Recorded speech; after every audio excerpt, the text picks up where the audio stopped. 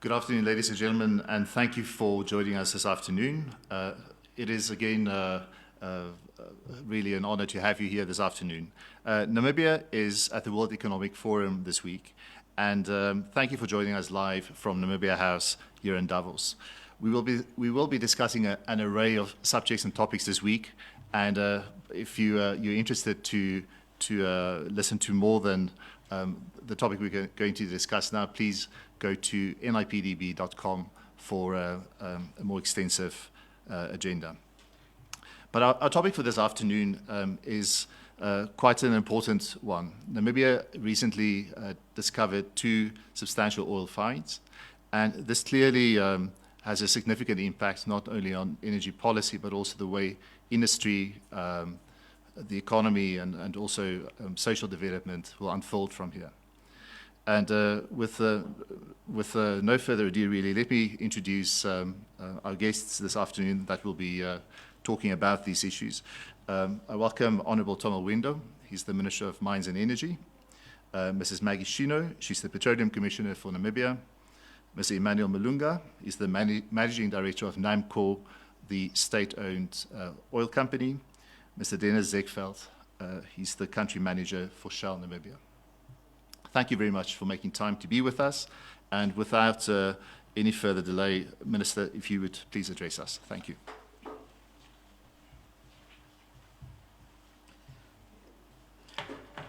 Thank you, Francois, and good afternoon to all of us, especially those who are online. As Francois says, we are here in Davos, talking to you from the Namibian House. Namibian House is, where we have set up, during the WEF while in Davos.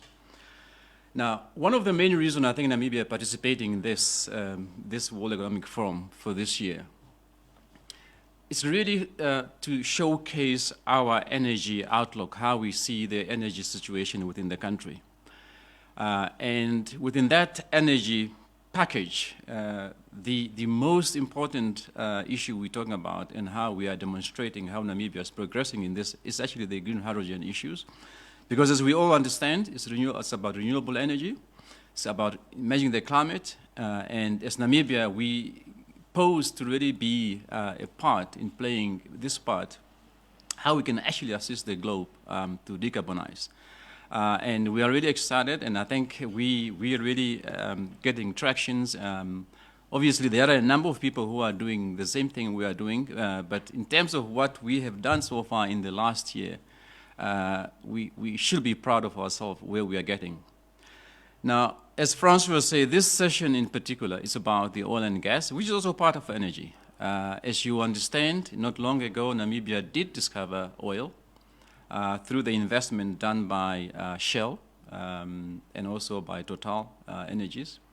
These are 2 of the international companies that have invested in our economy. And as we all understand, the way we have set up NIPDB as an institution to attract investors, we're quite happy then to have the investors such as Shell and Total and also Qatar Investment to be part of this journey on this oil discovery. So not long ago, we did make this discovery, 2 discoveries. And soon after that discoveries, as it was to be expected, people are asking us a number of questions.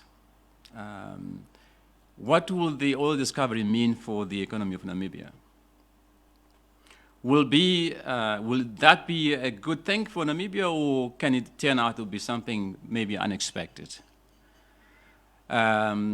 The other questions people will ask, again, also rightly so, they say, if Namibia is committed to climate change, and now you are also at the same time embracing fossil fuel, are you not perhaps reneging on your commitment to manage the environment? Now, on the first one, about what it could mean for the economy, obviously, an oil find in any economy can only be positive. As a country, we are going to gain a number of things. Not only are we going to get the revenue that we are going to get, of course, from the selling of the oil, But just can imagine also the kind of other sectors that can be started simply because we have found the oil. And that oil industry need to be serviced. And if it's going to be serviced from within the economy, just imagine what we can do, how to service this industry. Imagine the kind of skills that has to be built up in order for us then to be able to manage these skills. So we are definitely going to gain in a lot of ways, as I said, apart from the revenue. The other thing also we know when it comes to oil revenue, and I think that's what probably interests most people, is like, we know of countries that actually have somehow abused the revenue that could come from the oil. And that's why I think people sometimes get concerned to say, how are we going to manage this revenue? It is definitely our intention to make sure that the revenue that we is going to get from the oil is going to be used in such a way it can actually become a catalyst for economic development somewhere else. We are also going to manage this resource knowing very well that it's not only going to be beneficial to the current generations, but it should also be something that can benefit the future generations. And for that purpose, we're actually quite happy, and we're probably a step ahead. As you recall, not long ago, the Ministry of Finance, together with the Bank of Namibia, have heeded the call from His Excellency President Gengob to say, let's start a sovereign wealth fund. And that sovereign wealth fund was established. And it is in that fund that we are going to invest some of the revenues that we are going to get from this resource to make sure that it's there for the future generation. So certainly, I don't see how this could not be beneficial to the economy, and therefore it's something really we appreciate the investors, and we are looking forward, to the process from now on, now that we've made a discovery, to the process where eventually we are going to have the oil start to flow. Because it's one thing to have found the discovery. It's not that we are going to have the oil revenue tomorrow. There's still some process that must be completed. Some analysis that must be made, some design that must be made, and all sorts of process that must be completed up to a point where that can happen. So what we would want to ask our investors is to make sure that we do accelerate this process from the discovery to the production, to make sure that we do not waste time. But although, as I say, we do recognize the fact that there are a number of things that must first happen. The second question, as I mentioned, where people say, are we perhaps not reneging on our commitment to manage the climate if we are also at the same time going to embrace fossil fuel? The straight answer to this is really no, we are not. When we talk about the energy transition, to transition from fossil fuel to renewable energy, that we are committed to do, we believe that it's not about closing down whatever it is you are doing. It's probably doing what you're doing, knowing very well that at the end, we all need to phase out this process. And we also know that when it comes to energy, for example, on the African continent, and Namibia is no exception, when it comes to energy, when you ask people, when you talk to people about energy transitions, in fact, people ask and say, but we don't have energy at all. What are we actually transitioning from? For a developed country, when they talk about transition, obviously they say, look, we have industrialized using fossil fuel, but we cannot continue to do that anymore. But if you have not industrialized, not only not industrialized, but you simply have no access to energy, we are now saying, if we are going to have an energy transition that is just, it can only mean that at least those who have got access to fossil fuel, they should be allowed to utilize those resources, which will also then put them in a better position to embrace the renewable pathway. And therefore, when we say we embrace this, it cannot in any way suggest that we are reneging on our commitment to climate management, but simply it will put us in a better position to even accelerate our pathways to more renewable energy. So there's no contradiction whatsoever, and therefore, for us, it's really an exciting thing. We are going to make sure that this resource is managed properly. We are going to make sure that we are going to work with our investors to ensure that we need to do whatever needs to be done. On our part as a government, we do what needs to be done, and we hope also our investors will, in the same position as much as possible, they want to make sure that we do get the resource out of the ground as fast as possible. So with that, I really look forward, and for the Namibians at home, what we need to start preparing ourselves is then to say, as I have said earlier, with the kind of services that need to be provided to that, how are we going to position ourselves in such a way that the economy, the local economy, is actually in a position to provide those services that must be provided. And that is really, I think, a challenge which we're going to have to put to our Namibian business people to say, what is that what we are going to do? How are we going to position yourself to be able to provide that kind of a service? And obviously, if we are going to do that, we then need to prepare ourselves that that service is going to be provided in the best way possible we can. We need to be competitive in how to provide this service. And therefore, the challenge to us really to say, how do we position ourselves then to make sure that that happens, such that the oil find will also then develop some other economic sectors within our local economy. So with that, I thank you very much, and we look forward to hear from the other presenters.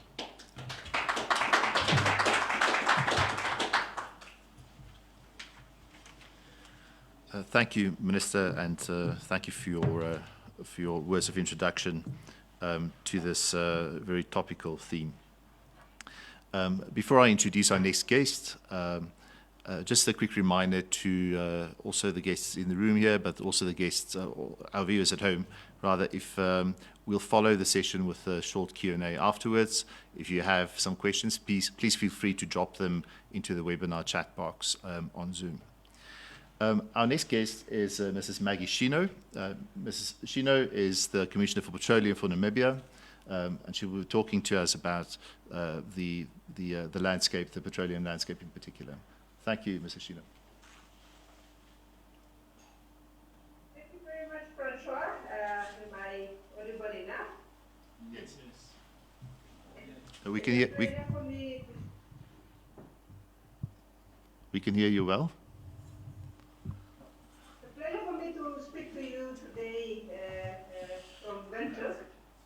And I'm going to just change the screen a little bit so that I can present or project to you the presentation that I'm going to make regarding to embracing the change for the Namibian oil and gas sector as we see it now during this time.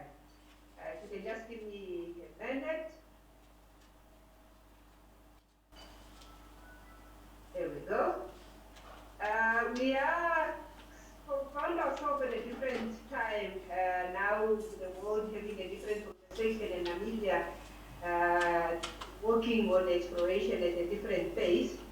But nevertheless, where we are now, we are in at the right time where we are supposed to be as a country. And with the efforts that we have put in, we are proud to announce today that Namibia within the oil and gas sector have just opened up significantly where we are right now. I can just 1 second.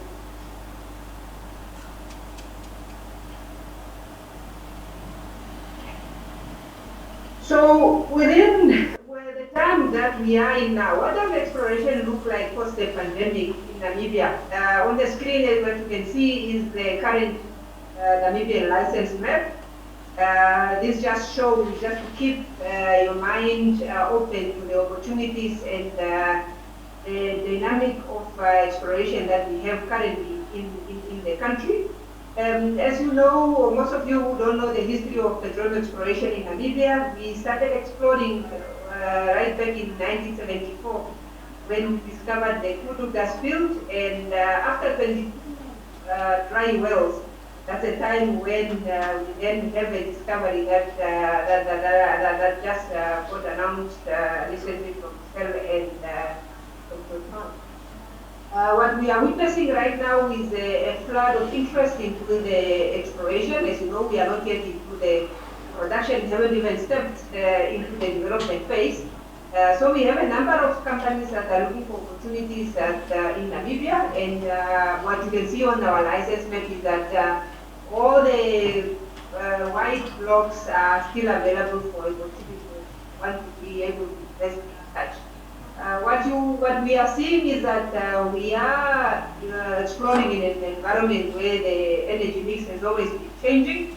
It's a very interesting time where we are witnessing renewable energy, the low coal, the blue and the green and the blue hydrogen coming to the forefront, but also a move into the gas for Africa, especially in terms of transportation and petrochemical industries. From the northern hemisphere, we can see that they are focusing on climatic change, the carbon footprint. But as Africa, as an African nation, our focus is a little bit different because we are focusing on an economic and energy poverty that we are experiencing right now. And this is a reality, such a way that when we speak about 600 million Africans who are living in energy poverty, these are people, live people, actual people that are currently needing help for them to be able to get out of this environment that we are in. So for Namibia, we have made a vow to create a balance. We're going to create a balance in such a way that we will ensure that through technology we allow low carbon emission, but also our quest is that to develop the oil and gas resources in such a way that it will improve the livelihood of the Namibian people. The reason why we are working tirelessly on this. In order for us to do this, we continue to explore in a shifting environment and continue to also pursue the energy transition. But our transition is not just transition, which is designed to meet the need of the Namibian people. We are aware of the energy deficit that we experience in the country, where we export about 60% of our energy needs, but also not only in Namibia, but also within the region as a whole.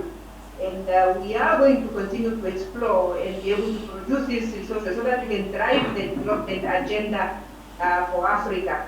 And, as you know, Namibia, we have adopted the Namibia Integrated Resource Plan, which is a mixture of resources, which is about that all the resources that we have available, we are going to utilize them so that we can target maximum value generation for the Namibian people and shareholder from these resources that we have. So with that being said, we are working towards that through also ensuring that we safeguard our environment. As a country, we have very strict environmental protection policies, and at the same time, therefore, we will be contributing to the climatic change contribution and ensure that we do everything that we do in a sustainable manner. In terms of the offering as a country, we are a very small country, but a very dynamic economy, which is open, which is competitive, and very diversified. For the oil and gas industry, we are inviting investment into this industry, as we have already have a number of infrastructures that we have in place that will be able to enable us for the oil and gas industry to flourish, whether in the downstream or in the upstream sectors. As you can see, we have well-developed port into the production, is be able to connect to the world very well for us to be able to export the crude oil that we produce. But we also have enough space, and I'm sure my colleague from Namco will speak more about the storage capacity that we have of about 75 million liters of petroleum product that we can be able to utilize. However, with a population of just 2.5 million people, we have excellent logistic infrastructures, excellent road networks, and also very good other means placed. And it just makes the ability to do business in Namibia that much easier. In terms of the oil and gas industry, we run what we call an open licensing regime, which means that at any time right now, anybody who is interested in a block that is open can submit an application. But also at the back of that, we also have an opportunity in what we call farming, which means that all the licensed blocks are also looking for an opportunity to dilute and invite partners for them to be able to share the risk that is involved in the exploration or in the undiscovered area. What you have seen, what you can also see is that we have, I'm going to speak a bit more on the physical terms. We have favorable physical terms and a very equitable government take, which means that our government take ranges between 55% to 65%, depending on the project, and I'll give you more details of this later. In terms of our application procedures, we have one of the quickest turnaround time in Africa, in terms when you submit your application, with the maximum of up to 120 days is all it takes for us to evaluate your application. Let's know if you're successful or not successful, and they will start work once you have a license issued. In application, we keep it very, very simple, standardized document that you can submit. The main issue or the main content that we look at for your application is that we need to know who we're speaking to, we need to know who is applying, we need to know whether it's a legitimate entity or individual that we're speaking to. We need to know geologically if you have done your G&G assessment and have a geological profile sound reason why you want to be given a license in a certain area or block. And we also need to know if you're financially sound. We want to have your financial audited financial statement, your technical capacity, and then of course the application fee, because we don't, it costs money for us to do this. In terms of the legislative framework, before we had the discovery, we already have put all the legal instruments that we need to regulate and administer the industry in place. We have the Petroleum Exploration Production Act 1991. Our tax are also enshrined in the Petroleum Taxation Act, and we have the amendment that follows this document. But mainly, the main document that we use that will govern the relationship between the license holder, the Namibian government, and or the partners, joint venture partners that are involved in the license is the model petroleum agreement, where we have an opportunity to negotiate the terms and conditions as best fit every license that is issued. In terms of the physical regime, I said it's one of the most attractive ones that you find in Africa. It has, not just in Africa, but also in the world. We have measured this against some of the best jurisdictions and come up on top. Our income tax is composed of 35% income tax, and we also have additional profit tax that are negotiated in 3 tiers. This is depending on the profitability of the project, and they are levied separately for each license area. We have a royalty of just 5% from the gross revenue, which is oil and gas discovery. We have a withholding tax of 5%, and in order for us to be able to build the capacity, we charge therefore an annual training fee plus then rental charges to prohibit people from companies from holding the areas for too long. We have, with all these instruments in place, we have only one discovery or field that we are about to reach or into the stage of production, the Kutu gas field. Our concept still remains that we want to use the project to be able to eliminate the power poverty within the area, within the country. And with this, we would want to have a subsea production facility with a floating production facility on top, and then be able to pipe the gas onshore to a power station that we are aiming to be located in the Oranian in Karas region. And this is where we are therefore looking for real investment in terms of this project.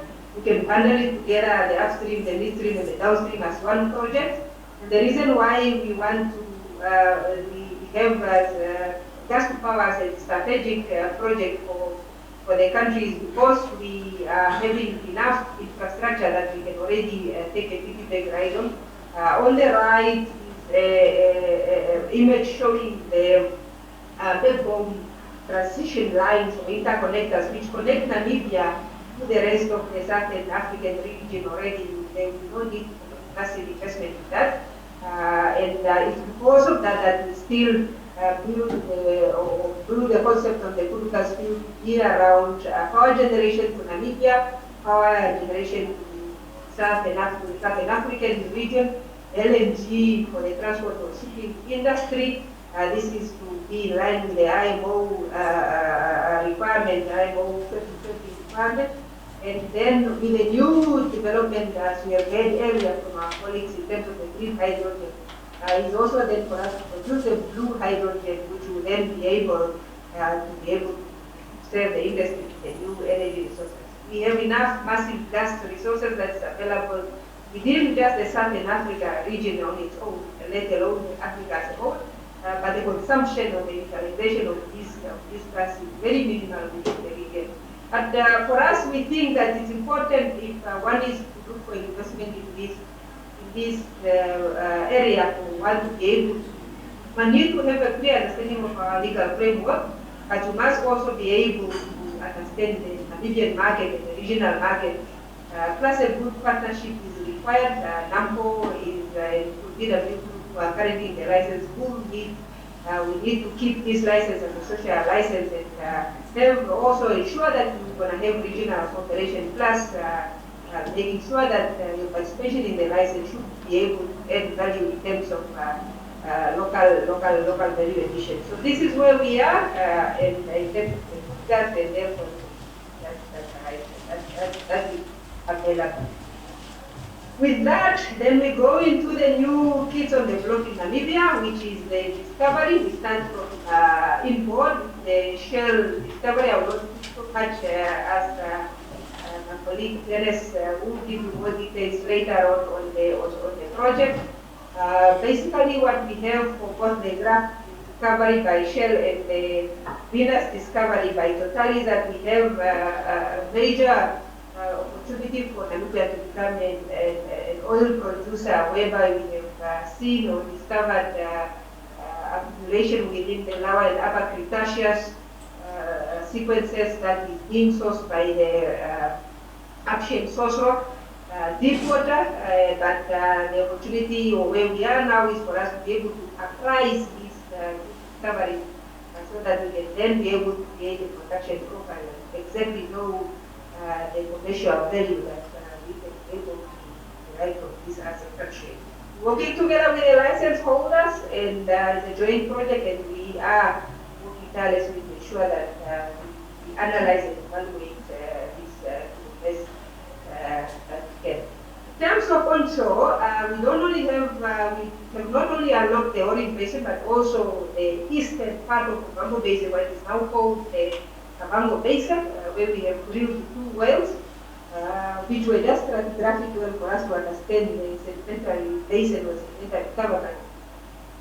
So that there is oil and gas shows within both these 2 wells, of close to 500 meters of oil show that we have seen.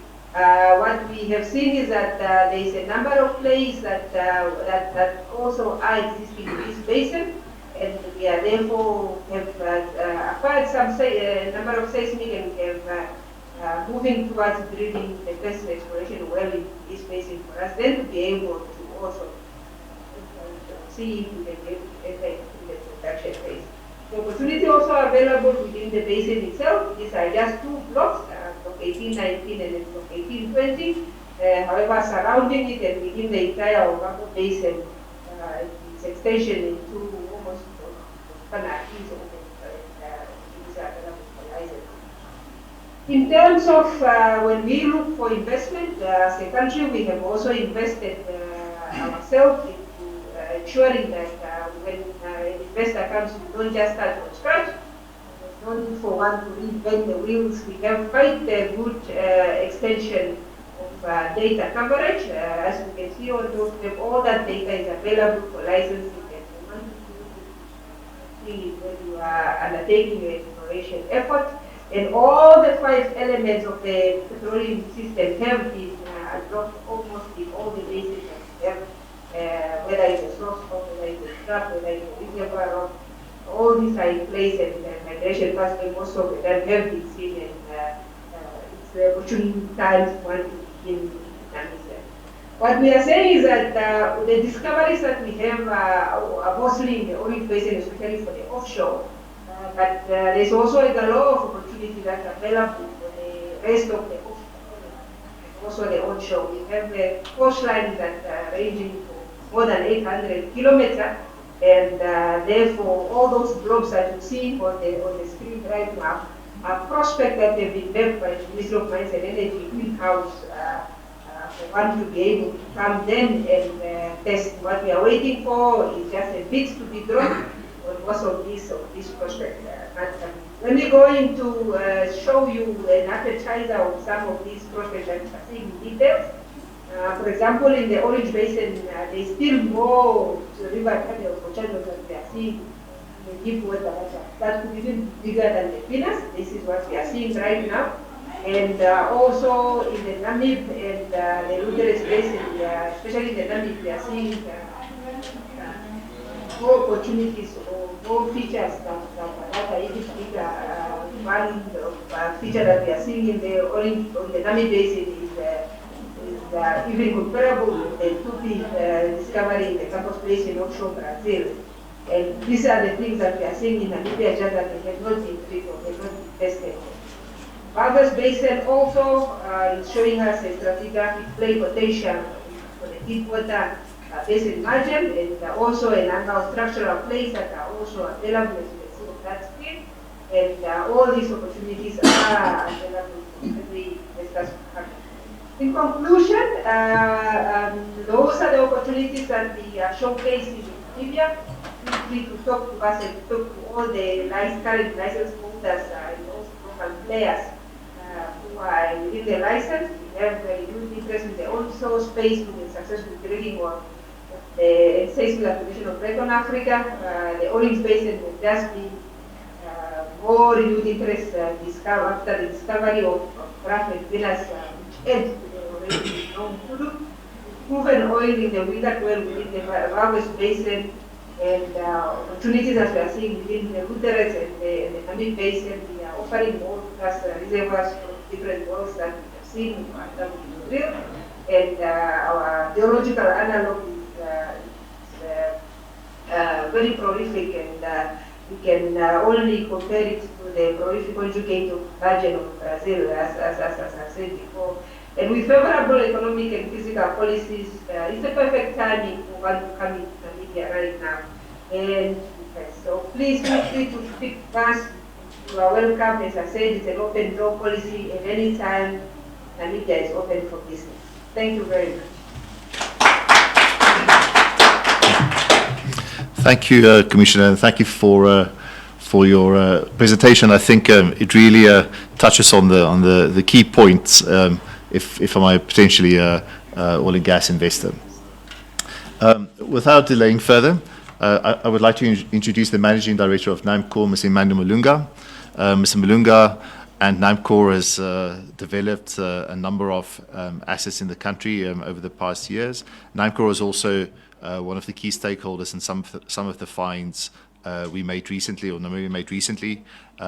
And it's a very important, as a state oil company, they're a very important player in this space. Mr. Malunga, if you would, please. Thank you.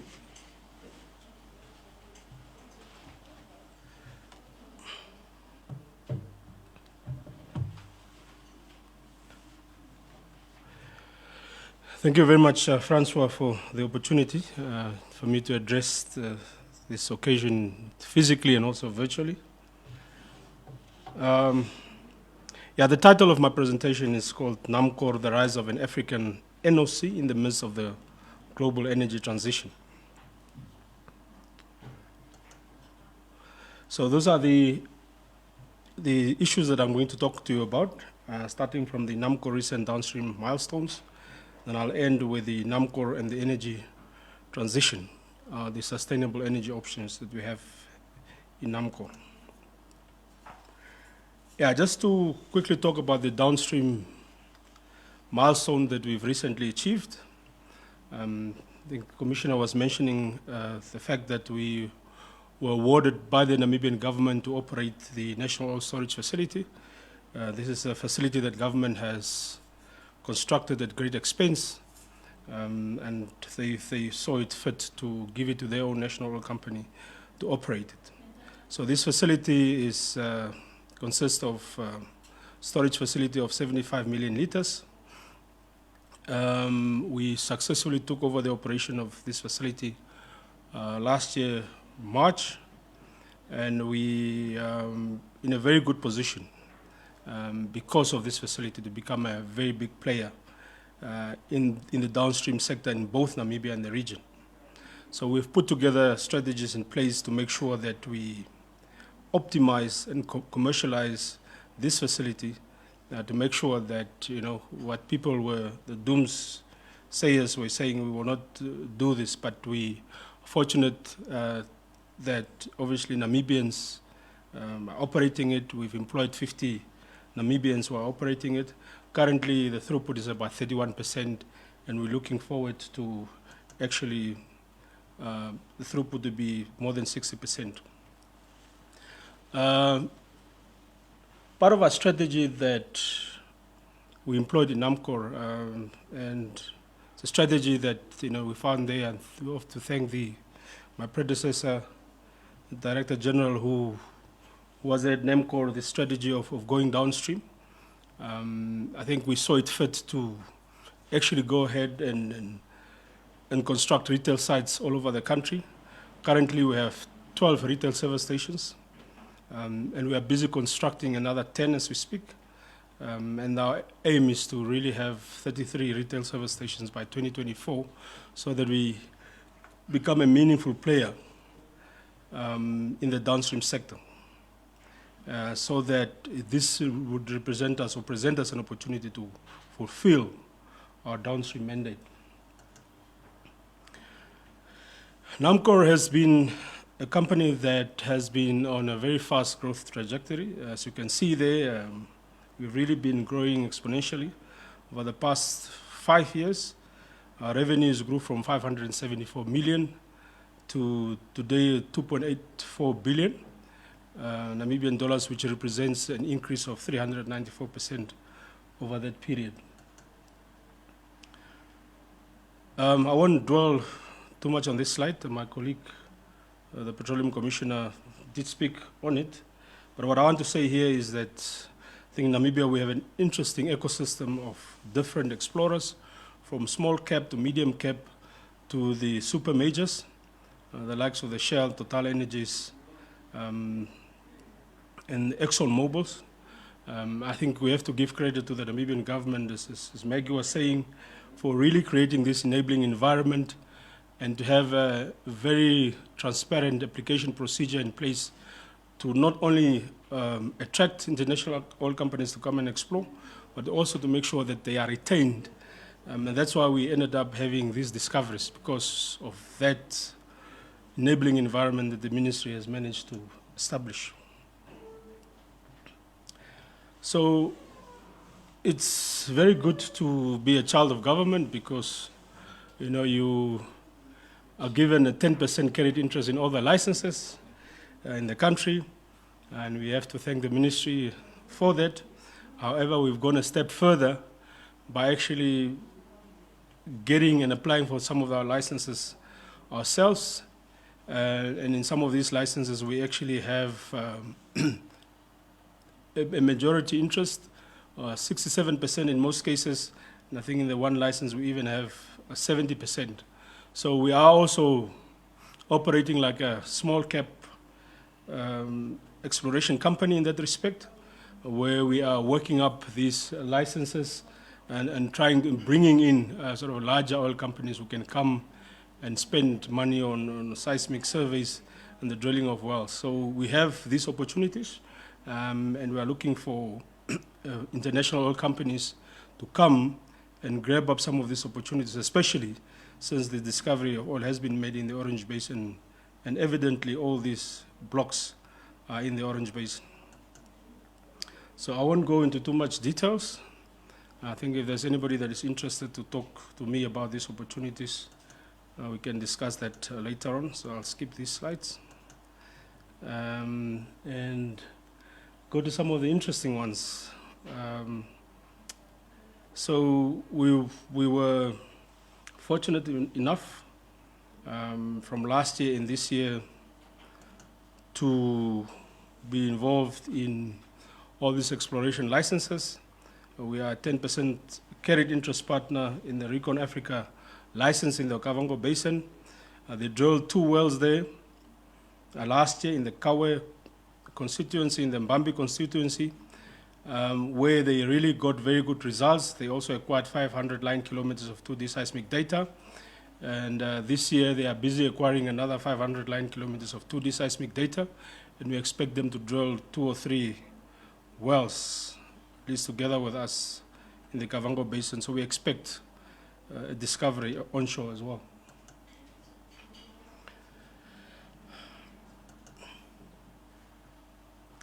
So again, being the national oil company, we were pleased to announce a discovery of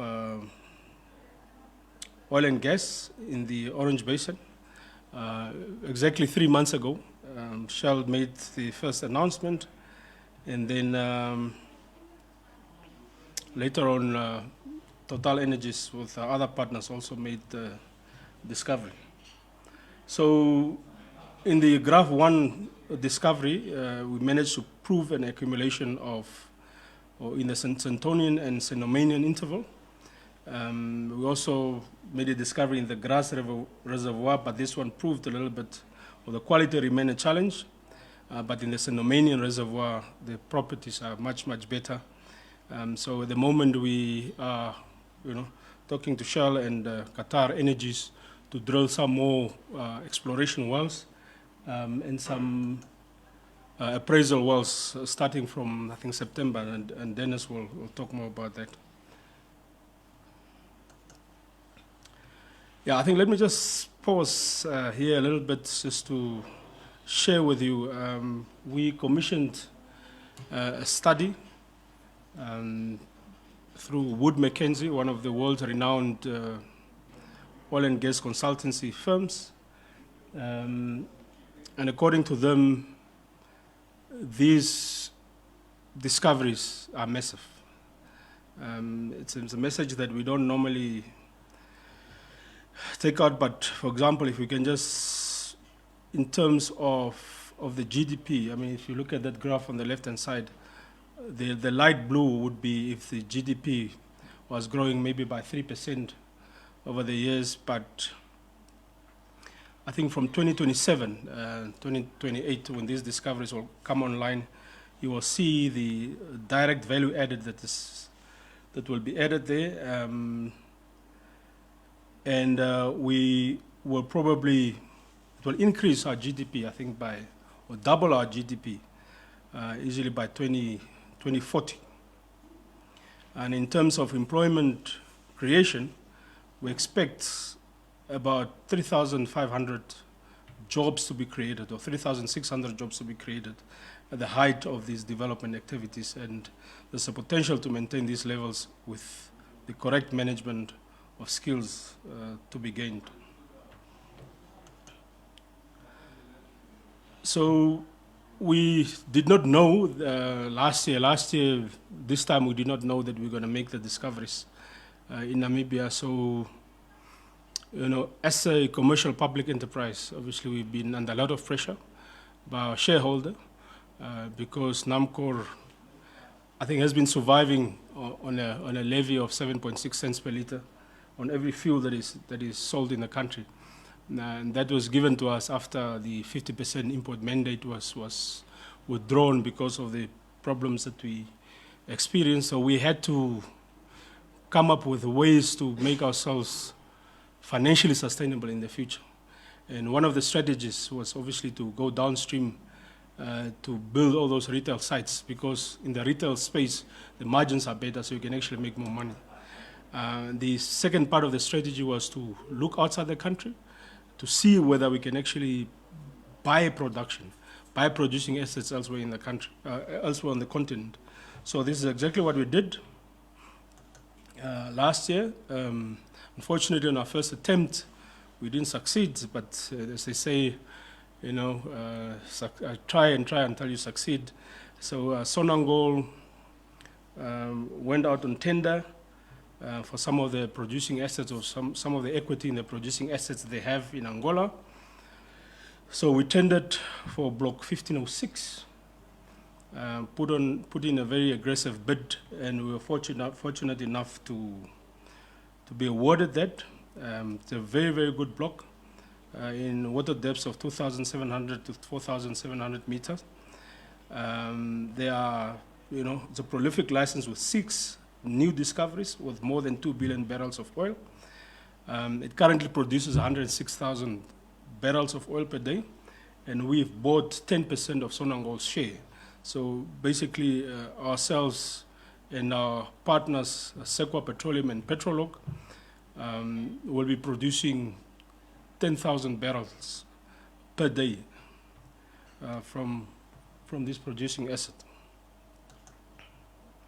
So we have been awarded. There are some steps that need to be followed, obviously, until we complete the transaction, which is expected to happen around the 3rd of August. So on the 12th of April already, we've signed the share purchase agreement, and that is actually a very interesting date because that's also the economic effective date, meaning that once we conclude the transaction, we will be making money already from the 12th of April. So by the time that we actually finish this transaction, we would have made $20 million already.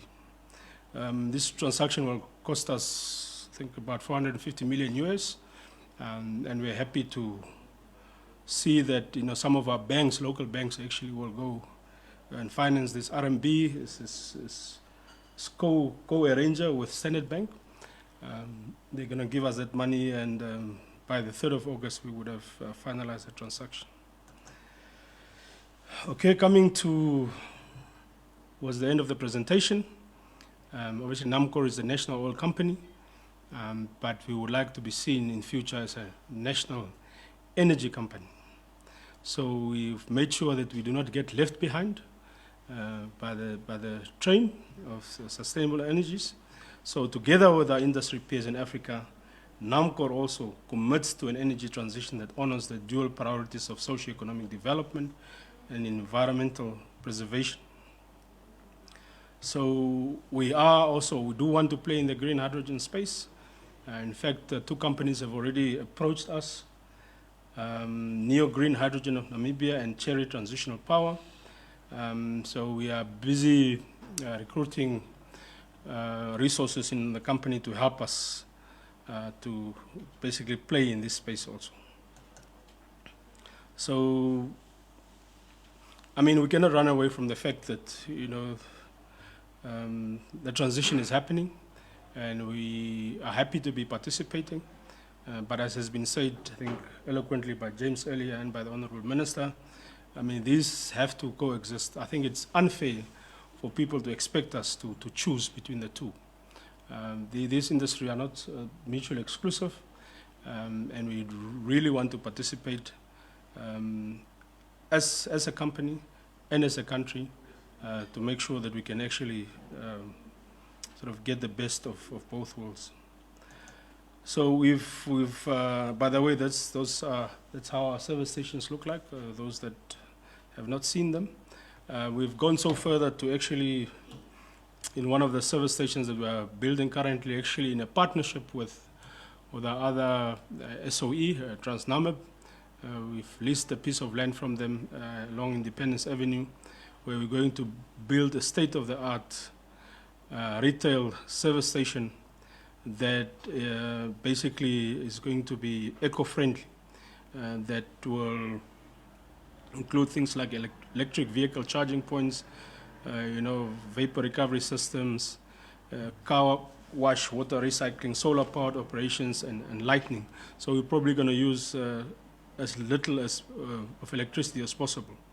So just obviously to participate, to make sure that Namco takes the ESG seriously. So in conclusion, as you can see, Namco is a national company that has been growing fast. We expect, with all these activities that are happening, for us to basically double our revenue this year. We expect to reach a revenue base of 5.4 billion Namibian dollars next year. Obviously we want to be a national oil company that people respect, that adds a lot of value to the country, that eventually end up paying dividends for the country. So we are ready for business, and we're happy that we got an opportunity to be here in Davos to share some of this with you. So with those few words, Francois, thank you very much indeed.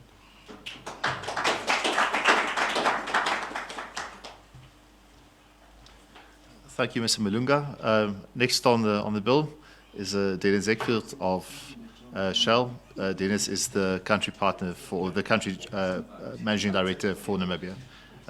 Please, thank you.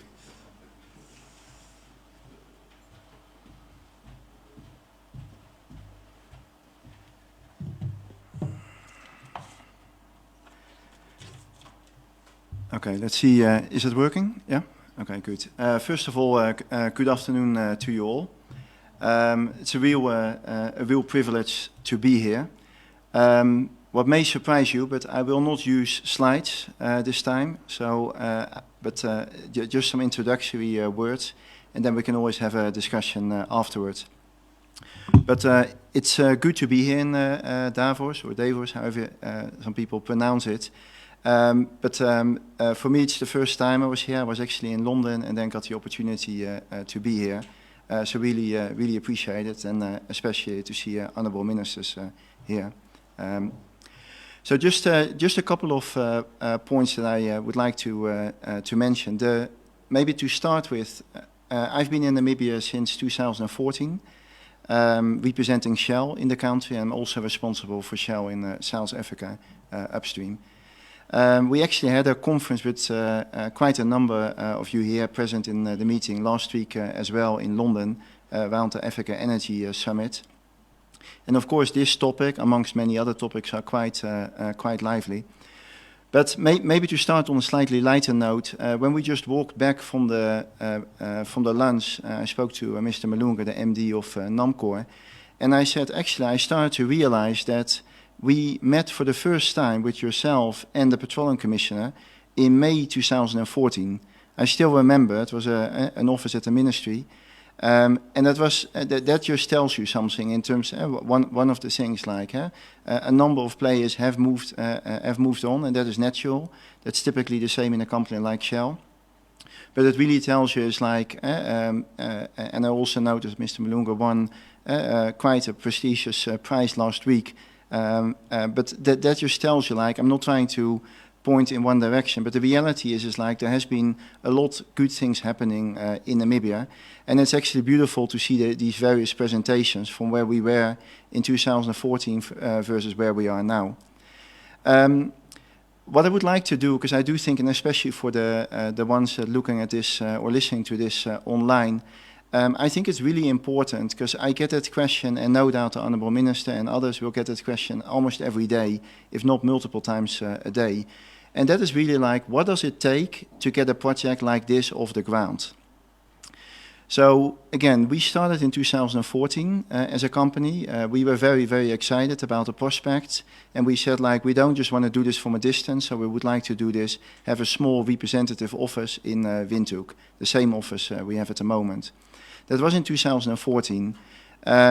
What I can tell you is, like, in terms of establishing yourself as an investor, but also then securing the permitting and getting everything in place, was done really, really rapidly.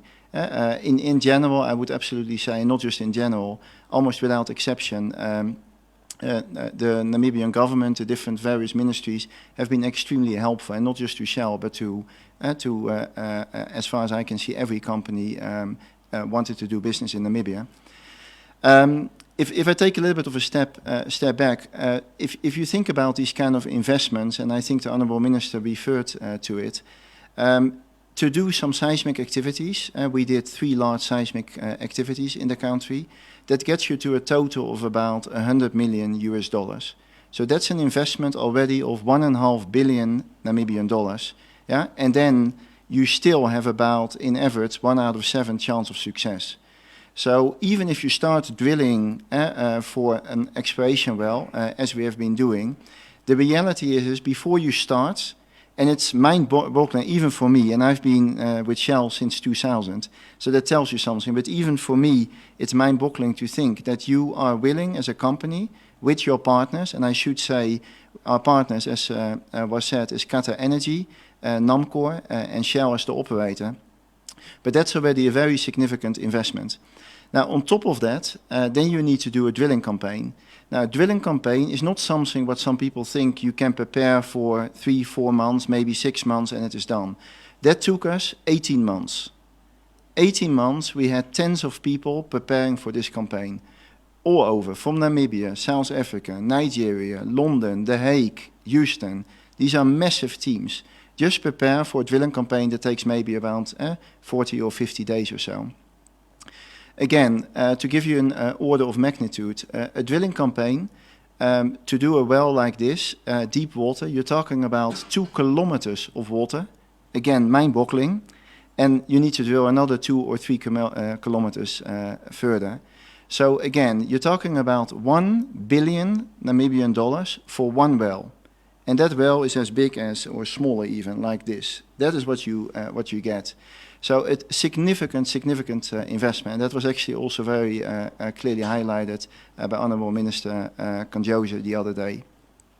So that just tells you like very high risk, but also potentially a high reward. Now, the reward came, and that was clearly one of the biggest highlights, certainly in my career in Shell, because we started drilling in December, again, 260 kilometers offshore, very far away, and we then made the announcement in February. In this case, it was even more surprising, or maybe surprising not the right word, but it was even better than that, because we as an organization said, is there a way we can keep the drilling vessel in Namibia, and can we do what we call a back-to-back campaign? Now, again, in Shell's history, that hasn't happened, and this is a company that is more than over 100 years old. So that tells you something. So we decided that we wanted to do a back-to-back campaign. And again, what I can say is like, from a Namibian perspective, we were totally supportive. And I'm talking about almost every ministry, and I'm not exaggerating. This is not 2 ministries or 3, this was like multiple ministries. So we had to get something off the ground, what would normally take you months and months, yeah? And we now had to do that in a matter of weeks. Now, that was all accomplished, so we were able to drill a second exploration well, and that was also a success. So we got effectively 2 discoveries in Namibia. So we always make a little bit, again, on a lighter note. I know the Petroleum Commission was blessed enough to have a young baby. So that is what we call a delivery. That was in February. There was another delivery, which was the Shell one. And there was another delivery, which was the Total one. Now, actually a month later, there was another delivery. So these are, as the Honourable Minister often says, these are extremely exciting times for Namibia. Again, I always think life is all about perspective. So you need to take a step back. And if you think about it, the last discovery, and you can argue about whether that was whether there was anything in between, but that could be of commercial value, was in 1974. I don't know how old you are, but 1974 in any age is quite some time ago. So the reality is 1974, and now we are talking about 2022. But maybe the most important thing I haven't mentioned, and that's what a lot of people ask me, and they say, yeah, what motivates you? You've been a long time in Namibia, is it not time to do something else? And it's not about me, but it is all about like, okay, what motivates you? And I think that brings you back to what I think is by far the most important part, is you are doing, this is almost like the dream job, if you like, and not just for me, for multiple people. Because you are coming to a country where you realize that the population is only 2.5 million people. Yeah? The reality is there is still a significant number of Namibians that live in poverty or live in townships or live in difficult circumstances. Now, that doesn't mean that clearly the government has done a tremendous job since independence.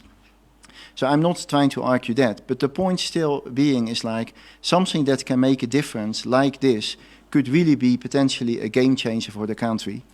And I don't use the word game changer very often, but I do use it when we talk about Namibia, because this really could be a game changer. Now, maybe the other two quick points, which are rather important points and fits in with this theme, of course, is as a company, we are not saying we're only going to focus on oil and gas. Yeah? That is not what where we stand for. So we clearly what I always learned from one of the vice presidents in Shell, she always said to me, Dennis, eyes wide open. Your eyes need to be wide open. And our eyes, and my eyes, I believe they have been wide open. But it takes time. Between 2014 and 22, that is an 8-year journey. That is not an 8-month journey. So what we are, and as the presidential advisor James already said, is like we are very much looking into the whole spectrum and what we call an integrated solution. How can you look at an integrated solution where you are already having a strong established presence, where you are in a country where the decision makers and the Namibians you work with are very pragmatic, and on top of that you are in a country where there is a lot of solar, a lot of sun, and there is a lot of wind. And there is clearly very much a big drive from government to make this a reality. So we look at it from that perspective. We are very keen, and also our leadership is very keen to seriously look into this, and not just look into it. I like actually how the presidential advisor James mentioned it. And we shouldn't talk about concept. We should make it really, really practical. So how can you make that difference, and how can you really put Namibia, and I believe through the oil discoveries and now also the hydrogen and the solar, Namibia is really being put on the map. So to end up with the word that I know the Honourable Minister often uses, these are not just exciting, but these are extremely exciting times for Namibia. And I'm not a person who is always celebrating too quickly, because I know there's still a lot of work ahead. And that is true. You need to appraise these reserves. You need to see whether it flows. You need to see whether it's economic and all of those things. But the reality is, this is the start. I'm absolutely convinced of it. This is the start of a very, very promising journey for Namibia. Let me leave it like that for now. Thank you.